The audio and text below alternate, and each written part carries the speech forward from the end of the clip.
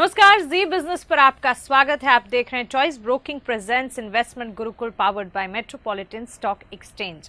मैं हूं मानसी दवे और मेरे साथ है जी बिजनेस के मैनेजिंग एडिटर अनिल सिंघवी जी। अनिल जी, इन्वेस्टमेंट गुरुकुल में आज एक कॉन्सेप्ट हम समझ रहे हैं जिसको मैं शायद थोड़ा सा समझ कर आई हूँ। ETF और ETF is equal to mutual fund. क्या ये सही है या गलत है? कोई बात नहीं, अगर आप थोड़ा समझ के आए तो अच्छी बात है और वो आपकी सारी गलतफहमी दूर करके देंगे कि आप समझ के आएंगे। बिल्कुल, मुझे लगा ही था क्योंकि ये मिथ है ऐसा। नहीं, मैंने दोनों में काफी कुछ समानता भी है। अच्छा, तो काफी कुछ अंतर भी है। ओके। लेकिन ETF बेहद इंटरेस्टिंग कॉन्सेप्ट है। हाँ, जो हर एक इन्वेस्टर को समझना बहुत जरूरी है। ओके, बहुत जरूरी है। ठीक है। और अच्छी बात ये कि हमने पुराने एपिसोड्स में लोगों को ये समझा दिया कि सेंसेक्स क्या होता है, निफ्टी क्या होता है, बैंक निफ्टी क्या होता है, अलग अलग सेक्टर के इंडेक्स क्या होते हैं। तो इंडेक्स की समझ आ गई है। बिल्कुल। इंडेक्स की समझ आने के बाद ETF यानी कि एक्सचेंज ट्रेडेड फंड्स, इसकी समझ आना थोड़ा आसान हो जाएगा। ठीक है, तो मैं फिर से अपनी स्लेट ब्लैंक कर देती हूँ। वो ज्यादा बढ़िया। ETF क्या है? क्योंकि वो मतलब है ना, वो स्लेट अगर खाली हो ना, तो लिखना आसान है। पहले लिखा हुआ है उसको मिटाओ, बिल्कुल, स्लेट साफ करो, फिर लिखना उसमें मेहनत ज्यादा है। आपने मेरा काम आसान कर दिया। चलिए देखिए, ETF जैसा कि नाम कहता है, एक्सचेंज ट्रेडेड फंड। ठीक है। फंड है, ट्रेडेड मतलब ट्रेड होता है, और आगे लिखा है एक्सचेंज। एक्सचेंज पे ट्रेड होने वाला फंड। सिंपल। हाँ, बस इतना ही, इतना ही है। अब इसकी खासियत क्या है और ये बनता कैसे, वो थोड़ा सा आपको समझ लेना चाहिए, जिससे आपको अंदाजा लगेगा। ETF आमतौर पर कुछ शेयरों से मिलकर बना होता है। अच्छा, ठीक है। कुछ शेयर हैं, 5 शेयर, 10 शेयर, 15 शेयर, 50 शेयर। अच्छा, मतलब ये एक ग्रुप है, एक फंड है जिसमें शेयरों का ग्रुप है। कैसे? जैसे सेंसेक्स में 30 शेयरों का ग्रुप है, निफ्टी में 50 शेयरों का ग्रुप है जी। उसी तरह से ETF भी एक शेयरों का ग्रुप हो सकता है। अब वो सीधा का सीधा कोई इंडेक्स भी हो सकता है, जैसे कि निफ्टी का ETF। ओके। ऐसा का ऐसा निफ्टी का ETF, ऐसा का ऐसा सेंसेक्स का ETF। मतलब वो 50 का ग्रुप होगा अगर निफ्टी का है तो। निफ्टी का ETF है तो 50 का, वो का वही निफ्टी के 50 शेयर हो गए। ओके। सेंसेक्स का ETF वही सेंसेक्स के 30 शेयर हो गए। या मुझे बनाना है कि कुछ फार्मा शेयरों का ETF, तो मैं कुछ चुनिंदा फार्मा शेयरों का ETF भी बना सकता हूँ। अच्छा, अच्छी फार्मा कंपनीज का। अच्छी बुरी तो बाद में पता चलती है। अच्छा। जब बनती तब नहीं पता चलती। ये तो सालों बाद पता चलता है अच्छी है कि नहीं। लेकिन हाँ, मतलब कहने का मतलब है कि आप वैसा इंडेक्स बना सकते हैं। ठीक है। अब ETF मतलब सपोज निफ्टी का है, मैं आपको आसानी से ताकि समझ में आ जाए, क्योंकि निफ्टी आपको पता है जी। ठीक है। निफ्टी का ETF है, उसमें सेम वैसे ही शेयर होंगे जैसे निफ्टी में है। ठीक है। निफ्टी और निफ्टी ETF में फर्क क्या है? निफ्टी इंडेक्स है, ETF एक फंड है जो ट्रेड होता है एक्सचेंज पे जी। अब आप ये कहेंगे निफ्टी भी तो ट्रेड होता है फ्यूचर्स में। हाँ, होता है ना। बिल्कुल। निफ्टी फ्यूचर्स में ट्रेड होता है, आप उसे लेकर रख नहीं सकते। हाँ, मतलब उसे अगर मैं ये कहूं कि निफ्टी लेके मैं लाइफ लॉन्ग बैठा हूं बस आराम से, अब मुझे वापस बेचना ही है। मैंने आज 11,000 में निफ्टी बेचा, 1,11,000 में मेरे ग्रैंडसन बेचेंगे। लेकिन यहाँ तो हर महीने के आखिरी गुरुवार को रोल ओवर करना पड़ता है आपको। एक्सपायरी होती है। एक्सपायरी होती है। वो जो आप ट्रेड कर रहे हैं वो फ्यूचर्स है। तो अगर आपको निफ्टी में ही पैसा लगाना है या सेंसेक्स में ही पैसा लगाना है कि 1979 का 100 का सेंसेक्स आज 40,000 के आसपास पहुंच गया है 38, 39, 40 साल में, तो मैं तो खाली सेंसेक्स में ही पैसा लगा दूं तो और रख लूं। हाँ, रख लूं। तो या तो आप फ्यूचर्स जो ट्रेड हो रहे हैं इंडेक्स के, वहां पैसा लगाए, अब उसमें झंझट है, हर महीने रोल ओवर। बिल्कुल। ठीक है। दूसरा तरीका ये है कि आप ढेर सारे म्यूचुअल फंड है जो सेंसेक्स और निफ्टी या किसी और इंडेक्स को ऐसे कैसे फॉलो करते हैं, आप वहां चले जाएं और वहां पैसा लगा लें। वो एक तरीका है, ताकि आप सेंसेक्स और निफ्टी में एक्चुअली इन्वेस्ट कर रहे हैं। हाँ, ट्रेड नहीं कर रहे हैं। फ्यूचर्स में आप ट्रेड कर रहे हैं। लेकिन इसके अलावा एक और तीसरा तरीका है, और वो है ETF। ये भी सेम वही फंड है जो आप म्यूचुअल फंड में जाके खरीदते हैं। लेकिन फर्क क्या है? म्यूचुअल फंड में आप ETF कैसे खरीदते बेचते हैं? फंड में गए, एप्लीकेशन की, यूनिट्स उतनी आ गई आपके पास में, उस दिन का जो भाव है, करेक्ट, NAV निकल कर आती है, आपको यूनिट्स मिल गई, आप उस फंड के हकदार हो गए। हाँ। ETF में क्या है, आपको किसी फंड के पास जाकर यूनिट्स खरीदनी है, बेचनी नहीं है। ये फंड एक्सचेंज पर ही ट्रेड होता है। अच्छा, इसमें यूनिट्स नहीं मिलते हैं, ऐसा है? खरीदे यूनिट्स ही बेचे जाएंगे, खरीदे बेचे जाएंगे यूनिट्स ही, लेकिन कहीं जाके नहीं लेकिन आपको एक्सचेंज पे ट्रेड करना है, न कि किसी म्यूचुअल फंड के पास जाकर एप्लीकेशन देनी कि मुझे म्यूचुअल फंड खरीदना है। ये इंडेक्स दे दीजिए। ये तो मैं आपको एग्जांपल निफ्टी का दे रहा हूँ, ठीक है ना। तो जो ऑलरेडी इंडेक्स है, पॉपुलर है, ट्रेड हो रहे हैं, उनमें अगर आपको पैसा लगाना तो या तो म्यूचुअल फंड में जाके वो स्कीम खरीद लीजिए, या फिर ये इंडेक्स एक्सचेंज पे ट्रेड होते हैं, वहां पर आप खरीद बेच कर सकते हैं। दिन में चाहे जितनी बार आराम से ट्रेड करिए। तो फिर ये एक्सचेंज पर दिखते कहाँ हैं? बिल्कुल जैसे शेयर दिखते हैं वैसे ये भी दिखते हैं। अच्छा। हाँ, आमतौर पर लिक्विड कम होते हैं, लोग इन्वेस्टमेंट के एंगल से ज़्यादा खरीदते बेचते हैं, इसलिए ट्रेडिंग कम होती है। लेकिन अच्छा, एक और चीज़ है कि सपोज निफ्टी चल रहा है 11,600, ठीक है, तो निफ्टी का कोई ETF है तो उसके आसपास चलेगा, एग्जैक्टली 11,600 पर नहीं चलेगा, थोड़ा ऊपर या थोड़ा नीचे हो सकता है, है ना, एग्जैक्ट प्राइस पर नहीं होगा, उसके आसपास की प्राइस पर होगा। तो ये तो बात होगी ऐसे फंड की, ऐसे ETF की जो इंडेक्स को ट्रैक करते हैं।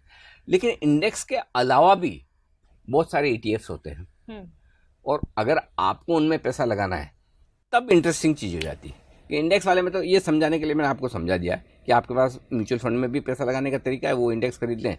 लेकिन सपोज सरकारी कंपनियों का ETF आता है, वो तो कोई इंडेक्स नहीं है। हाँ। वो तो सरकार ने 22 कंपनियां या 18 कंपनियां या 15 कंपनियां या 12 कंपनियों का एक इंडेक्स बना लिया। अब वो 12 कंपनियां अगर आपको अच्छी लगती है तो आप उस इंडेक्स में पैसा लगा सकते हैं। अच्छा, तो जब सरकारी कंपनियों का ETF आएगा तो वो भी एक ग्रुप होगा सरकारी? हाँ। अच्छा अच्छा। तो अब आप एक चीज समझिए, पहले मैंने आपको शेयर समझा दिया, अब ETF को थोड़ा बड़े पर्सपेक्टिव में समझिए। ठीक है। ETF किसी का भी हो सकता है, न सिर्फ शेयरों का बल्कि कमोडिटीज का हो सकता है। कमोडिटीज में एग्रीकल्चर कमोडिटीज का हो सकता है, मेटल्स का हो सकता है, सोने का हो सकता है, करेंसी का हो सकता है, बॉन्ड्स का हो सकता है।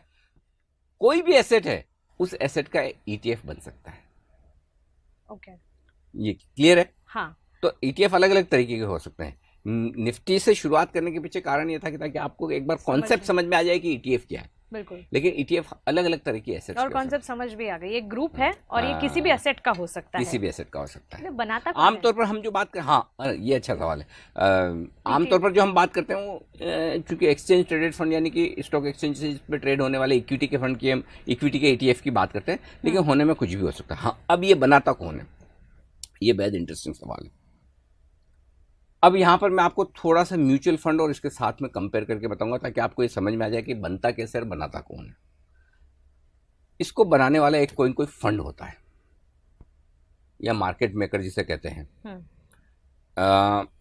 समझिए जैसे सरकारी कंपनियों का ETF आता है, तो कभी कोई रिलायंस म्यूचुअल फंड या कभी कोई ICICI प्रूडेंशियल म्यूचुअल फंड या कोई XYZ फंड, ये कहा जाता है कि ये इस ETF को ये चलाएंगे, ये मैनेज करेंगे। Okay, fund managers. तो कोई फंड मैनेजर होगा, कोई फंड हाउस होगा जो ये ETF को बनाएगा। तो ये क्लियर है कि बनाने वाले इसमें कोई फंड ही होंगे। जैसे म्यूचुअल फंड स्कीम्स होती हैं उसमें भी फंड हाउस होते हैं, ETF में भी फंड हाउस होते हैं। फर्क इतना है कि म्यूचुअल फंड स्कीम्स जो है वो आमतौर पर लिस्ट नहीं होती क्योंकि ओपन एंडेड है। क्लोज एंडेड स्टॉक एक्सचेंज पर लिस्ट होती है, ओपन एंडेड लिस्टेड नहीं होती। बिल्कुल, वहां पे यूनिट्स खरीद बेच सकते हैं फंड के साथ। ETF ये म्यूचुअल फंड से इशू करते हैं और ये कंपल्सरीली एक्सचेंज पे लिस्टेड होता है, वहां पर आप ट्रेड कर सकते हैं। ठीक है, कोई भी फंड हाउस, कोई फंड हाउस होगा, कोई फंड हाउस होगा, वो ही ETF बनाएगा। ठीक है, तो किसी भी एसेट का बन सकता है, ये आपने बताया। लेकिन क्या ये किसी भी तरह से स्टॉक कैटेगरी में आता है? देखिए, ट्रेड तो स्टॉक की तरह ही करता है, लेकिन ये एक स्टॉक नहीं है, कई सारे स्टॉक्स का मिक्स है। बिल्कुल। अगर इक्विटी का है तो, बॉन्ड्स का है तो कई सारे बॉन्ड्स का मिक्स हो सकता है। गोल्ड ETF ऐसा है तो गोल्ड को ट्रैक कर सकता है। ये हर कैटेगरी में आता है वैसे देखे तो। स्टॉक, बॉन्ड, असेट, गोल्ड, कुछ भी। तो बड़ा इंटरेस्टिंग कॉन्सेप्ट है। तो अभी मैंने आपको ये बताया कि बनाता फंड मैनेजर, लेकिन इसमें एक और इंटरेस्टिंग चीज है, ये बनता कैसे है। जब आपको ये कॉन्सेप्ट समझ में आ जाएगी कि ये बनता कैसे है, तो आपके सारे डाउट क्लियर हो जाएंगे। चलिए, तो एक ब्रेक के बाद ये बनता कैसे ब्रेक के है, बाद ओके, यही हम समझ लेते हैं। ईटीएफ क्या है, मायने क्या है, ये हमने समझ लिया, लेकिन ये बनता कैसे है, इसमें पैसे कैसे लगाएं, ये हम जानेंगे एक ब्रेक के बाद। बने रहें।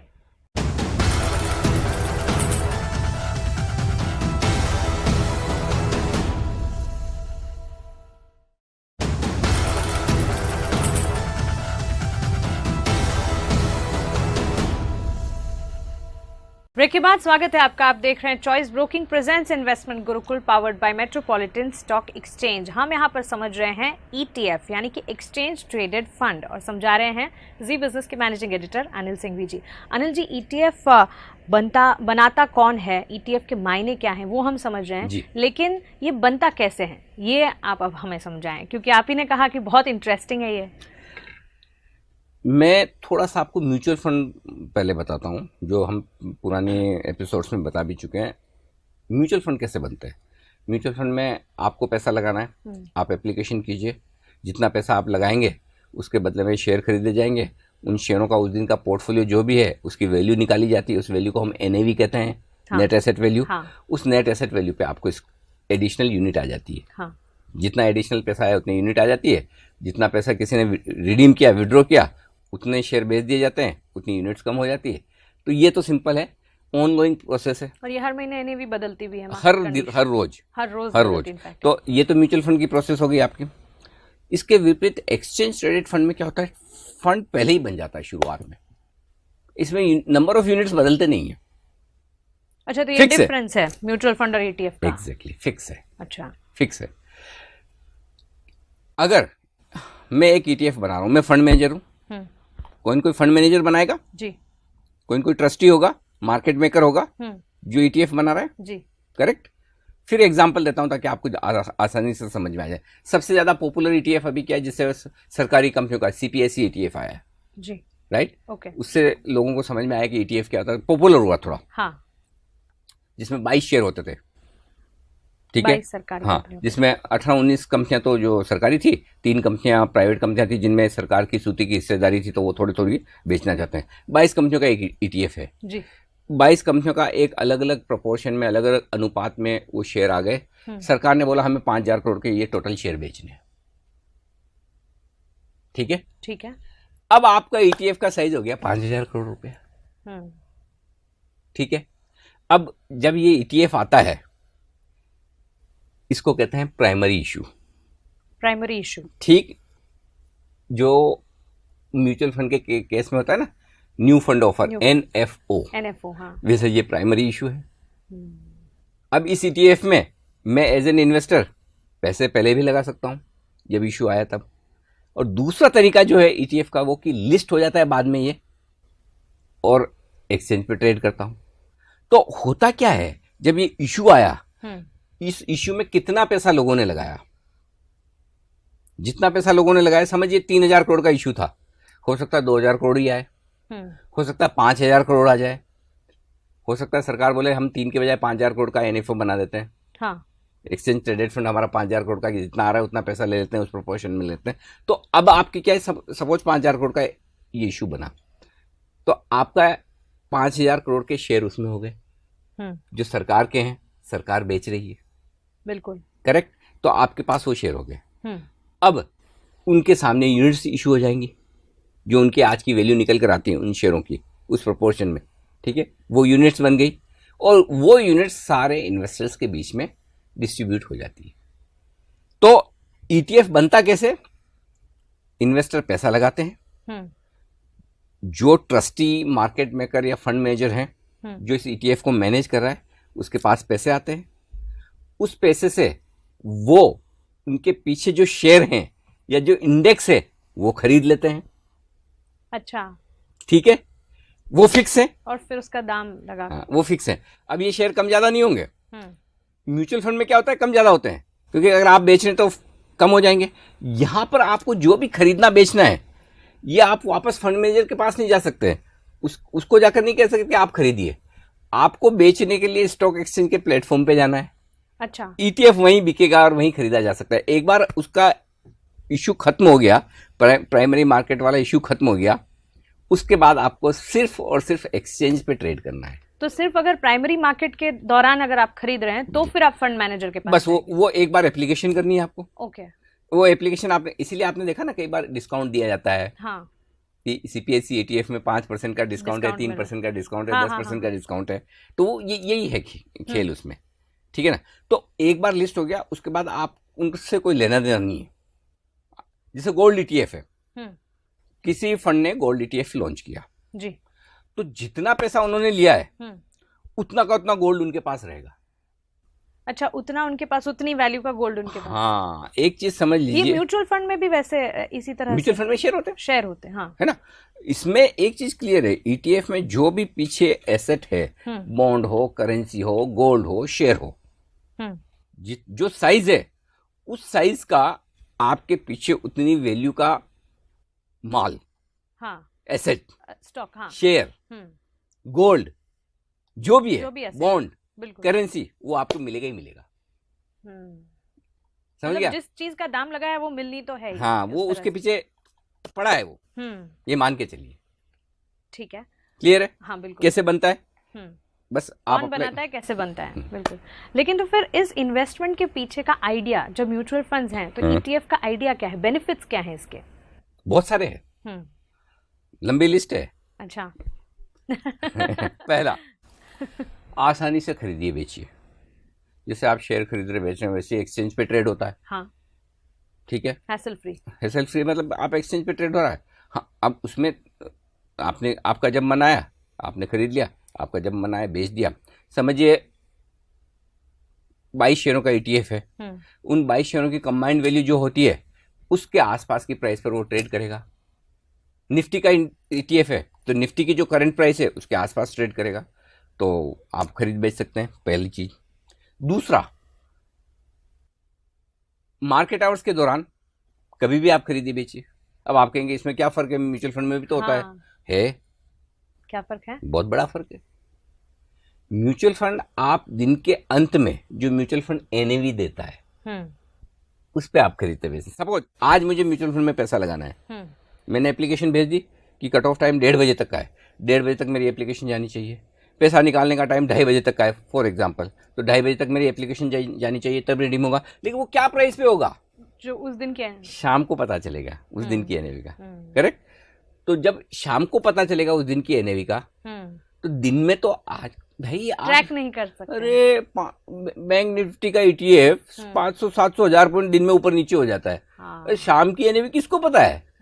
बिल्कुल। एक चीज समझिए, इलेक्शन का रिजल्ट आया, हाँ, मुझे ऐसा लग रहा है कि इलेक्शन के रिजल्ट के तुरंत बाद में निफ्टी खरीदना ही खरीदना है, ठीक है।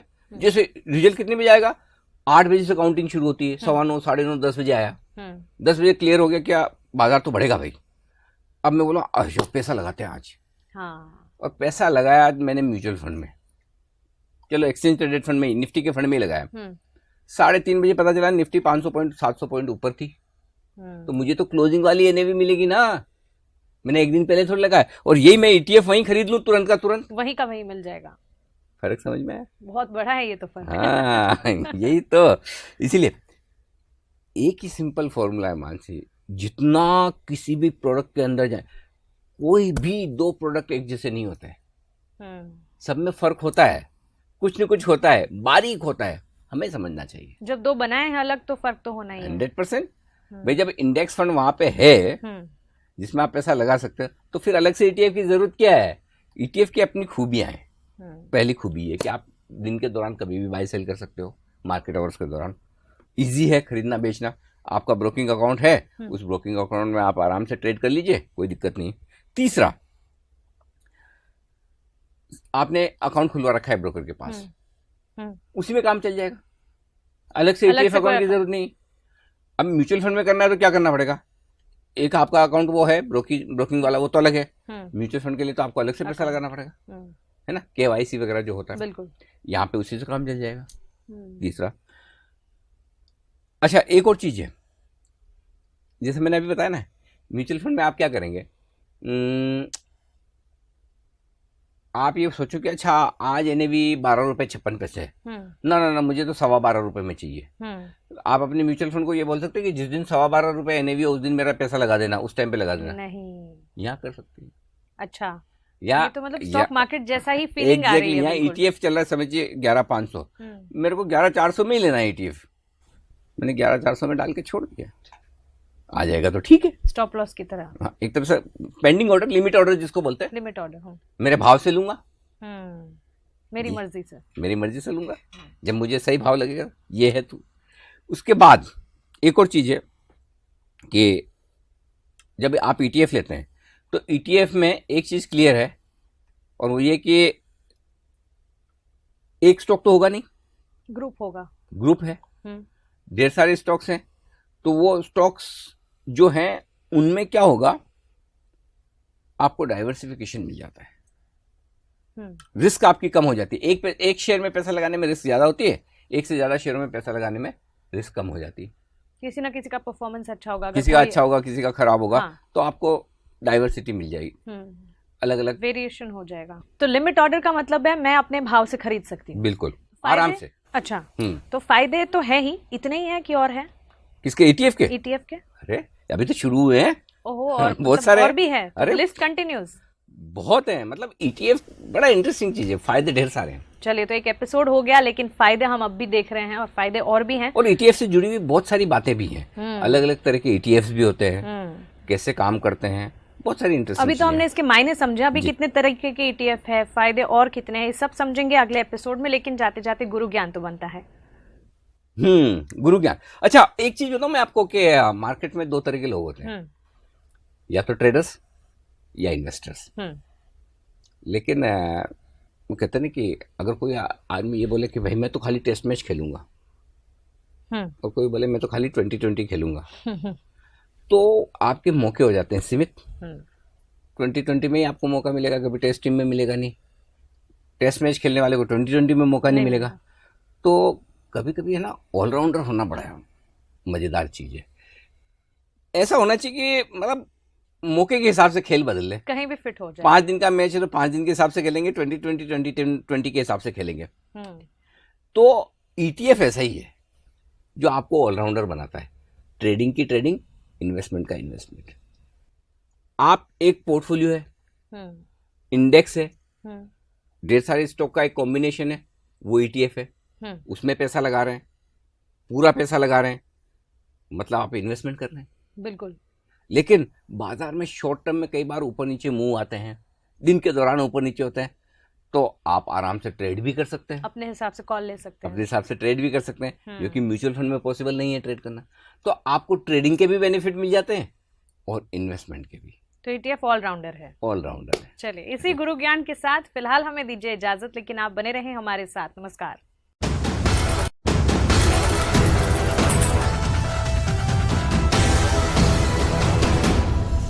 नमस्कार, जी बिजनेस पर आपका स्वागत है। आप देख रहे हैं choice broking presents investment Gurukul powered by metropolitan stock exchange. मैं हूं मानसी दवे और मेरे साथ है जी बिजनेस के मैनेजिंग एडिटर अनिल सिंघवी जी। अनिल जी, पिछली क्लास में हमने ईटीएफ, उसके मायने, कैसे बनता है, कौन बनाता है, ये सब समझ लिया, और बाद में आप हमें इसके बेनिफिट समझा रहे थे, जो कि कई सारे थे और कई सारे बाकी भी हैं। हाँ, लेकिन उसमें एक चीज और बाकी है जो बताना रहेगी, वो ये कि वो पिछले वाला एपिसोड कृपया करके एक बार फिर से देख लें, बिल्कुल, क्योंकि एक बार में नहीं समझ आएगा, थोड़ा सा मुश्किल है, उतना नहीं। ईटीएफ को समझने के लिए पहले आपको इंडेक्स समझ लेना होता है। इंडेक्स हम पिछले एपिसोड्स में समझ ही चुके हैं, हाँ, सीख चुके हैं। फिर भी एक बार ये एपिसोड देखने के पहले पीछे वाला एपिसोड देख लें और बैक टू बैक देखें, तो आपके लिए समझना आसान होगा। लेकिन फायदे तो ढेर सारे हैं। हाँ। तो कुछ फायदे जैसे मैंने पिछले बार आपको बताए थे कि खरीदना बेचना बड़ा आसान है, मार्केट आवर्स में दिन भर आप कभी भी खरीद बेच सकते हैं, आपको अलग से अकाउंट खुलवाने की जरूरत नहीं, आपका ब्रोकिंग अकाउंट है और उसी से काम हो जाएगा। एक और बड़ा फायदा है कि जरूरी नहीं कि आप दिन के अंत में उस इंडेक्स की क्या वैल्यू है या एनएवी क्या है, जैसे कि म्यूचुअल फंड की स्कीम्स में होती है, उस पर आप खरीदे बेचे, आपके मन के हिसाब से आप अपने भाव के हिसाब से, लिमिट ऑर्डर के हिसाब से दिन के दौरान खरीद बेच सकते हैं। ये कुछ फायदे हमने आपको पिछली बार बताए थे। हाँ, लेकिन इसके अलावा कुछ और फायदे हैं। पहला ये कि बड़ा पैसा लगाने की जरूरत नहीं, एक एक यूनिट भी आप खरीद बेच सकते हैं, तो इन्वेस्टमेंट, छोटे इन्वेस्टमेंट से भी आप ETF खरीद बेच सकते हैं। दूसरा है कि आमतौर पर ETF क्या है, कुछ स्टॉक्स का एक वो समूह है, इंडेक्स है जी, या फिर बॉन्ड्स, करेंसी, जो अलग अलग ETF होते हैं। तो आपके लिए ढेर सारे स्टॉक्स एक साथ मिल जाते हैं, तो रिस्क कम हो जाती है। भाई एक सिंपल चीज़ है, अगर आप कोई एक स्टॉक खरीद रहे बेच रहे हैं तो जाहिर सी बात है उसमें पैसा भी ज़्यादा बनता है, रिस्क भी ज़्यादा होती है। लेकिन स्टॉक्स का समूह है, एक्सचेंज ट्रेडेड फंड बना लिया, ग्रुप बना लिया, इंडेक्स बन गया, तो आपके लिए रिस्क भी कम हो जाती है, डाइवर्सिफिकेशन मिल जाता है। कोई एक बिगड़ेगा तो कोई एक बनेगा भी। एग्जैक्टली निफ्टी के कभी भी ऐसा तो होता नहीं कि 50 के 50 शेयर ऊपर हो या 50 के 50 नीचे हो, कुछ ऊपर कुछ नीचे, ऐसा चलता है। तो आपको थोड़ा सा स्थिरता मिल जाती है पोर्टफोलियो में, ये एक बड़ा फायदा है। दूसरी चीज एक और है कि ETF में एक बड़ा फायदा है, और वो है खर्चे का। खर्चे का फायदा है म्यूचुअल फंड से जब आप कंपेयर करते हैं, क्योंकि म्यूचुअल फंड्स में आपको फंड मैनेजर्स को फीस देनी होगी, म्यूचुअल फंड्स की स्कीम पर एक्सपेंस रेशियो लगते हैं, करेक्ट, वो सारी चीजें होती है। ETF में आमतौर पर वो खर्चे बहुत कम होते हैं। एक बार ETF आया, इशू आया, कुछ शेयर हो गए उसके साथ में, इशू हो गए सबको यूनिट्स, फिर तो खरीदना बेचना, खरीदते बेचते रहिए। डेली बेसिस पर फंड मैनेजर को कुछ करना नहीं है। हाँ, फिर क्योंकि इसकी यूनिट्स कम ज्यादा होती नहीं ना, उनकी कोई भूमिका नहीं है। बस वही, जब भूमिका नहीं है तो पैसे किस बात के लोगे आप? बिल्कुल, है ना? जी, जी। तो अपने आप खर्चे कम हो गए, तो इन्वेस्टर के लिए एक बड़ा बेनिफिट है कि खर्चे कम हो जाता है। अच्छा, एक और चीज है, जो थोड़े स्मार्ट इन्वेस्टर होते हैं ना, ट्रेडर्स, आपको याद है पिछली बार गुरु ज्ञान में मैंने क्या कहा था? यस, ये एक कॉम्बिनेशन है ट्रेडर और इन्वेस्टर्स के बीच का। इन्वेस्टर्स में ट्रेडिंग कर सकते हैं और ट्रेडर्स में इन्वेस्टर बन सकते हैं, ऑलराउंडर। तो वो ऑलराउंडर वाला जो मामला है ना, इसमें एक फायदा उठा सकते हैं जो ऑलराउंडर से, उसको कहते हैं आर्बिट्राज का फायदा। Okay, arbitrage. आर्बिट्राज क्या होता है? आर्बिट्राज सिंपल है कि ये मेरा एक आईफोन है, आज मुझे मुंबई में समझिए 70,000 में मिल रहा है जी, और दिल्ली में 80,000 में बिक रहा है। फॉर एग्जाम्पल, मैं मुंबई से 70 में खरीद के दिल्ली में 80 में बेच के 10,000 रुपए कमा सकता हूँ क्या? अच्छा, तो बीच का जो बेनिफिट है, एक ही चीज के दो जगह अलग अलग दाम। बीच की मलाई गुजराती लोग बहुत आसानी से समझ लेते हैं और मारवाड़ी लोग उसे बहुत आसानी से समझा पाते हैं। तो ये जो बीच की मलाई, इसको आर्बिट्राज, तो फिर ये कॉम्बिनेशन भी बहुत अच्छा है। हाँ, ये कॉम्बिनेशन बहुत बढ़िया। तो ये बीच की जो मलाई है, इसको कहते हैं आर्बिट्राज। ठीक है, ठीक है। कैसे? जो भी ETF है ना, वो उस ETF की जो एक्चुअल प्राइस है उसके आसपास ट्रेड करेगा, एग्जैक्ट उस प्राइस पर ट्रेड नहीं करेगा, उससे थोड़ा ऊपर थोड़ा नीचे कुछ भी हो सकता है। ठीक है। कैसे? जैसे समझिए निफ्टी का ETF है, निफ्टी चल रहा है आपका से 11,600, तो हो सकता है ETF पे कोई बायर 11,550 पे हो, या कोई सेलर 11,700 पे हो, या किसी को बेचने की जल्दी है, जरूरत है, तो थोड़ा नीचे भी बेच सकता है। तो कहने का मतलब है कि अभी आप एक्सचेंज पे देखेंगे तो निफ्टी का भाव चल रहा है 11,600, हो सकता है ETF में आपको थोड़ा नीचे में मिल जाए, 11,550 में मिल जाए, तो आपके लिए बेनिफिट है। कैसे? वहां खरीदें और यहाँ बेचेंगे कहाँ? एक्सचेंज, फ्यूचर्स में। हाँ, निफ्टी फ्यूचर ट्रेड हो रहे हैं। यस, इधर आपने ETF की यूनिट्स खरीदी, इन्वेस्टमेंट हो गया, सामने उधर बेच दिया। या कभी ऐसा हो सकता है कि आपको भाव का डिफरेंस अलग अलग मिल सकता है, तो उसका फायदा उठाने के लिए आर्बिट्राजर्स आ जाते हैं। कभी कभी मैं सोचती हूँ कि इसका एडवांटेज कितना सही है। हमने FNO समझाया, हाँ। अब जब हम ये इन्वेस्टमेंट समझ रहे हैं तो कितना ज्यादा यहाँ पर काम आ रहा है। और जैसे ही हम किसी भी कॉन्सेप्ट को समझना है, कहीं भी बीच में से कुछ समझना है, तो कितना फायदेमंद है। एब्सोल्युटली। तो ये है ना, ये स्मार्ट लोगों का काम है। बहुत सारे लोग कहते हैं कि भाई मार्केट में आप कभी भी बिना रिस्क के तो पैसे ही नहीं बना सकते। आर्बिट्राजर्स हैं जो सिर्फ पैसे से पैसा बनाते हैं। हाँ, अब ये अलग बात है कि बिना रिस्क के आपको बहुत ढेर सारे पैसे नहीं मिलेंगे, वो ब्याज की कमाई है। हाँ, ब्याज से थोड़ी ज्यादा कमाई, बीच का एक चांस है, बीच की मलाई। तो ये आर्बिट्राज वो भी होता है। तो इतने सारे एडवांटेज हैं आपके लिए ETF के, मतलब आप सोच नहीं सकते। और मजे की बात ये है मानसी की लोगों ने समझने की कोशिश ही नहीं की कभी ETF। अच्छा, हमने भी नहीं की थी कोशिश समझाने की, अब कर रहे हैं, लेकिन हम समझ रहे हैं। अब समझा रहे हैं। जी। तो फिर इतने एडवांटेजेस हैं, तो फिर डिसएडवांटेज भी होंगे कि नहीं? डिसएडवांटेज भी हैं, ऐसा नहीं कि नहीं है, थोड़े हैं। पहला, लिक्विड कम है, बहुत ज़्यादा ट्रेडिंग नहीं होती। आमतौर पर ETF में जो लोग पैसा लगाते हैं ना, इन्वेस्टमेंट के एंगल से लगाते हैं, तो रोज रोज वो ट्रेड करने के मूड में होते नहीं है। तो हर वक्त आपको बाय सेल लिक्विडिटी मिलेगी, इसकी संभावना कम है। Point number 1। या फिर अवेयरनेस शायद नहीं है इस वजह से। अवेयरनेस नहीं होना तो एक अलग चीज है, लेकिन जिसने पैसा लगा लिया, जो अवेयर है, उसके बाद उसको क्या एडवांटेज डिसएडवांटेज, मैं उसमें जा रहा हूँ। तो उसमें पहली चीज तो ये होगी कि भाई लिक्विडिटी कम है। दूसरा, आप इसको ट्रेड कहाँ कर रहे हैं? एक्सचेंज पे। हाँ। जब आप एक्सचेंज पे ट्रेड करें ना, तो आपका एक ट्रेडिंग अकाउंट होना चाहिए। वो किसके साथ खोलते हैं आप? ब्रोकर के साथ। बिल्कुल करेक्ट। आपके पास ब्रोकिंग अकाउंट है, ETF खरीदिए बेचिए। अब दुनिया में ऐसा कौन सा ब्रोकर है जो फ्री में करता है काम? कमीशन तो चाहिए ब्रोकरेज तो देनी पड़ेगी ना। जहां आप म्यूचुअल फंड में आप कमीशन देते हैं, एंट्री एग्जिट लोड हो सकता है या जो भी है, एक्सपेंस रेशियो आपको डेबिट होता है, उसी तरह से यहाँ पे भी है, ब्रोकरेज तो देनी पड़ सकती है। अब आपको पता नहीं कि ब्रोकर आपकी ब्रोकरेज कम ले रहा है, ज़्यादा ले रहा है, तो वो एक आपके लिए नुकसान वाली बात हो सकती है। तो इसमें कहने का मतलब है कि जब आपको खरीदना है तो भी आसानी से मिलता नहीं, बेचना है तो भी आसानी से बिकता नहीं, क्योंकि लिक्विडिटी कम है, और दूसरा उसके ऊपर ब्रोकरेज आपको लगती है। ओके। तो ये दूसरा एडवांटेज है। थोड़ा टैक्सेशन रिलेटेड इश्यूज हैं जिसमें फायदे भी नुकसान भी, वो हम आगे विस्तार से बातचीत करेंगे। लेकिन एक और जो इम्पोर्टेंट चीज है वो है कि कभी भी ETF का दाम वो नहीं चलता जो एक्चुअल होना चाहिए। हाँ, ऊपर नहीं, थोड़ा ऊपर या थोड़ा नीचे। अब आपका नसीब है कि जब आपको खरीदना है तब नीचे मिला, और जब बेचना है तब ऊपर बिका, तब तो ठीक, वरना नुकसान है। नहीं तो वो नुकसान भी हो सकता है। तो इसमें फायदा भी हो सकता है, नुकसान भी हो सकता है। कई बार प्राइसेस आपकी फेवरेबल नहीं मिलती। तो चंद डिसएडवांटेज है। हाँ, लेकिन एडवांटेज काफी सारे हैं। एडवांटेज ज्यादा है, डिसएडवांटेज कम है। अच्छा, और तो एक इसमें फिर अभी ट्रेड कैसे करना है वो आप समझे? सिंपल, जैसे आप नॉर्मल शेयर खरीदते बेचते हैं वैसे। या तो अगर आप ब्रोकर को फोन करके ट्रेड करते हैं तो ब्रोकर को बोलिए, फोन करिए कि भाई मुझे ट्रेड करना है, मुझे ये वाला ETF खरीदना है, बेचना है, वो आपके लिए खरीद बेच देगा। या फिर अगर आप ऑनलाइन ट्रेड करते हैं, आप जिस ब्रोकर के पास आपका अकाउंट है, अपना अकाउंट खोलिए, साइट पे जाइए, आपको जो ETF खरीदना बेचना है वो सेलेक्ट कीजिए, कर लेंगे। नॉर्मल शेयर खरीदने बेचने की तरह ही है। अच्छा, तो ये वाला आपने बोला, वही तो सवाल है, कितने हैं टाइप्स ऑफ ETF, क्या है? अब बहुत सारे हैं, ढेर सारे हैं, अलग अलग तरीके के हैं, अलग अलग एसेट्स के होते हैं। एक छोटा सा ब्रेक ले लूं, उसके बाद टाइप्स ऑफ ETF कर लें। जरूर। चलिए, तो टाइप्स ऑफ ETF हम समझ रहे हैं और टैक्स इम्प्लीकेशंस क्या है वो भी हमें जानना है। लेकिन फिलहाल रुक रहे हैं एक छोटे से ब्रेक के लिए। आप बने रहे हमारे साथ।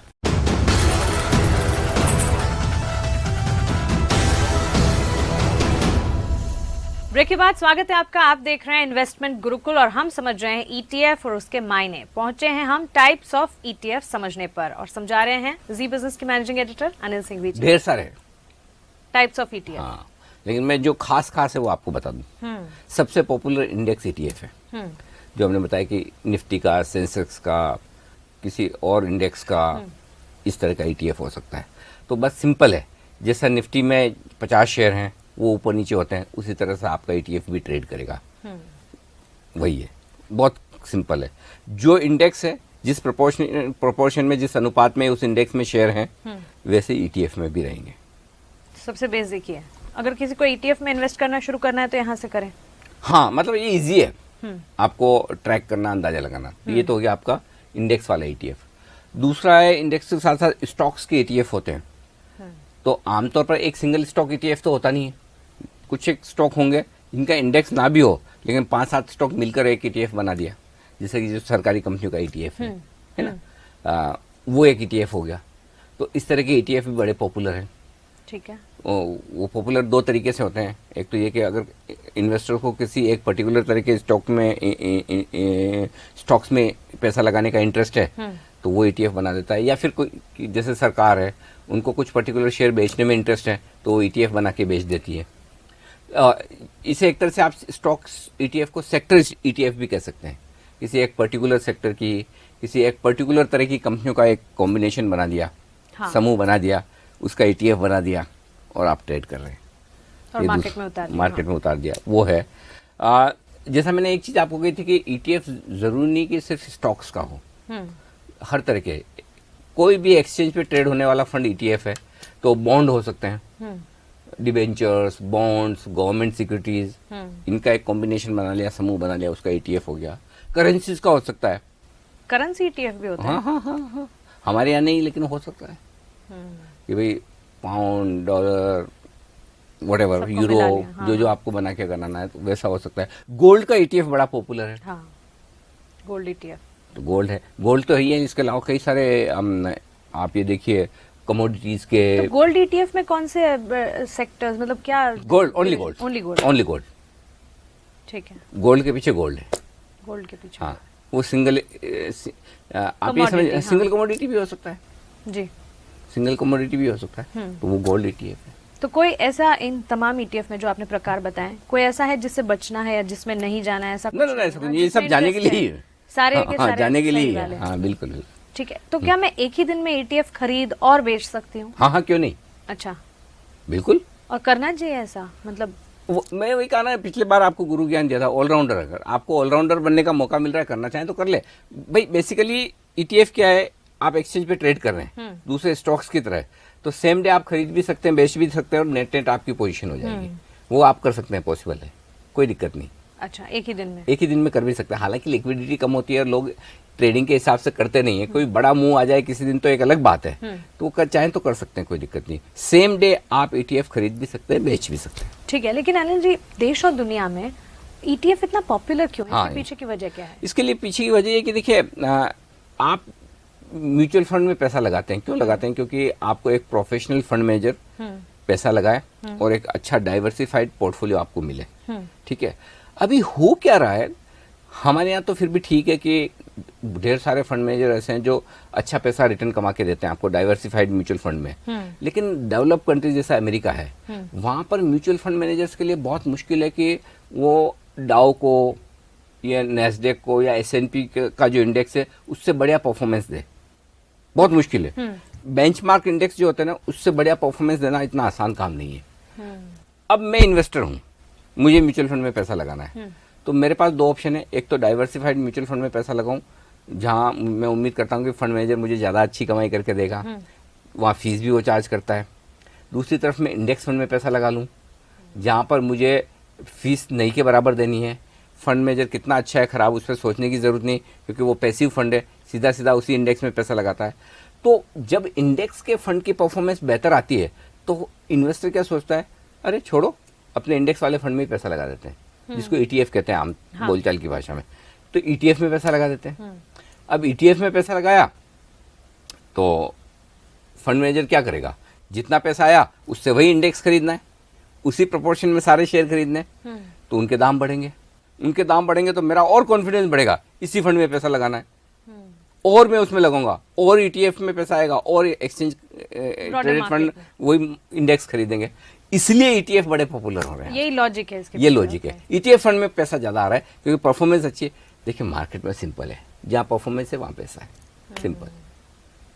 ठीक है, लेकिन फिर टैक्स ट्रीटमेंट भी होती होगी? हाँ बिल्कुल है। क्या अलग अलग एसेट्स के लिए अलग अलग टैक्स ट्रीटमेंट? हाँ देखिए, पहले इक्विटी की बात करते हैं। देखिए जो इक्विटी से रिलेटेड एक्सचेंज ट्रेडेड फंड है उनमें टैक्स ट्रीटमेंट कैसा है? देखिए ये स्टॉक की तरह लिस्टेड है, राइट?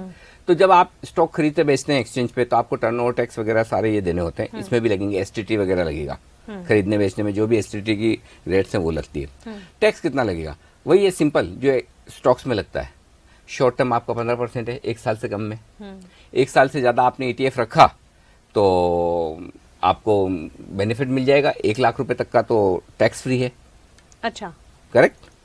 1 लाख के ऊपर का है तो उस पर आपको long term capital gain tax लग जाएगा। मतलब ये टैक्स एफिशिएंट भी है? टैक्स एफिशिएंट सेम है जो इक्विटी में है, बेसिकली इक्विटी में जो है वैसा ही है कि चूंकि इसको फंड मानते हैं तो फर्क इतना ही कि अगर आप सीधा शेयर खरीदते बेचते हैं तो शॉर्ट टर्म में आपको टैक्स सेम आपको 15% इसमें जो लग रहा है वो म्यूचुअल फंड की तरह लग रहा है कि 1 साल के भीतर अगर आप ETF खरीदते बेचते हैं 15% टैक्स दे दीजिए। ठीक है, तो ये टैक्स ट्रीटमेंट इक्विटी के लिए है। हाँ। बाकी सब एसेट क्लास, बाकी सब एसेट क्लास के लिए ऑलमोस्ट वही टैक्स ट्रीटमेंट है जो लगता है। जैसे फर्ज करें गोल्ड ETF है, तो गोल्ड ETF के केस में अगर हाँ यहाँ पे पीरियड लॉन्ग टर्म का 3 साल हो जाता है।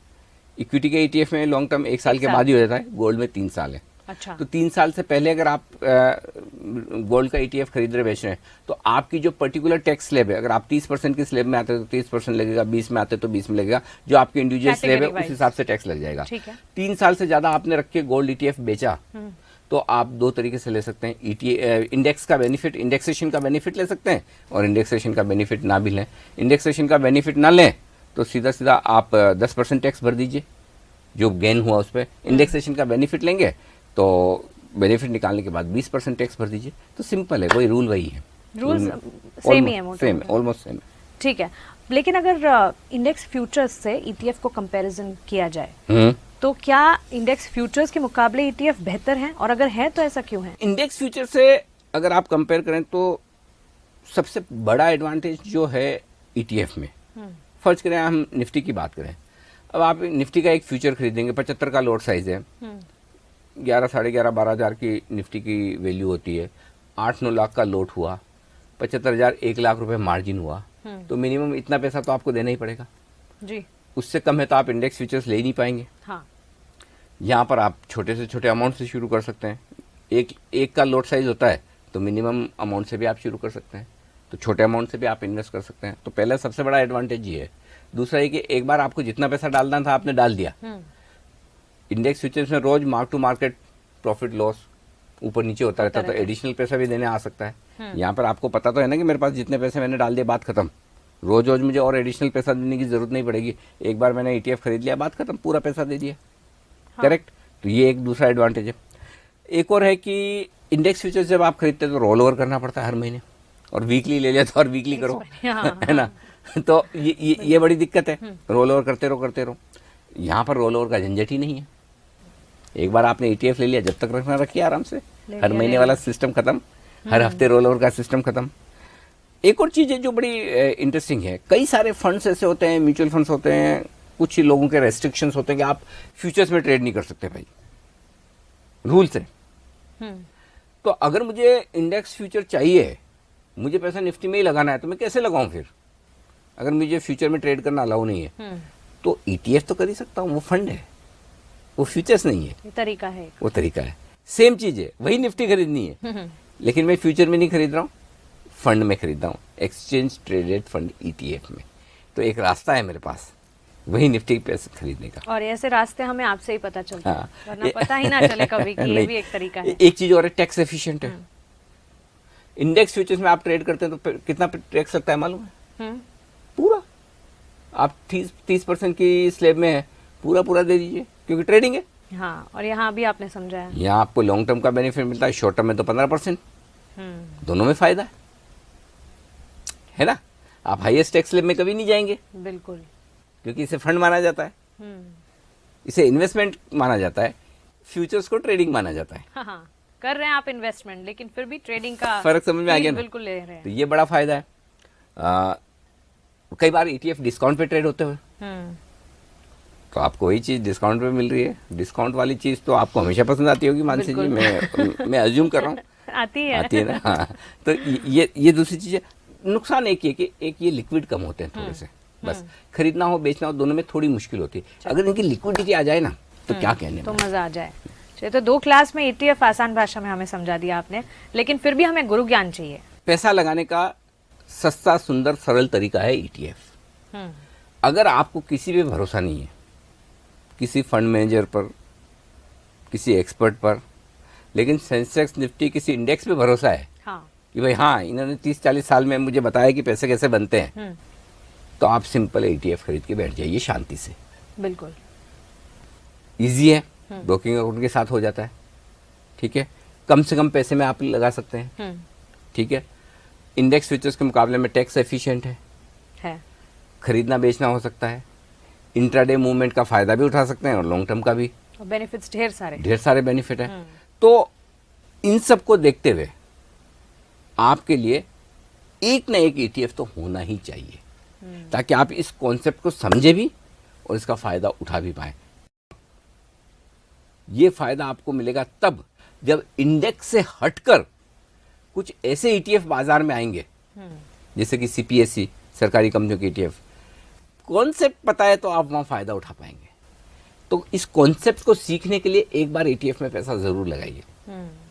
और तब जब कोई नया ETF मार्केट में उतरे, वो डिस्काउंट आपको दे रहा हो, तो फिर लगा ही लीजिए, और बड़ा अट्रैक्टिव इन्वेस्टमेंट हो, तो आप तैयार हो जाएंगे। तो पहले सीधा मैच खेलने के लिए उतर मत जाइए ग्राउंड स्टेडियम में, नेट प्रैक्टिस कीजिए। तो नेट प्रैक्टिस करने का सही तरीका ये ETF में पैसा लगाकर पहले समझ लीजिए कॉन्सेप्ट कैसे काम करता है, और उसके बाद जब ETF आए मौका छोड़ना नहीं है। तो किसी एक ETF में एंटर तो करना ही है। चलिए, इसी गुरु ज्ञान के साथ हमें दीजिए इजाजत, लेकिन आप बने रहें हमारे साथ। नमस्कार।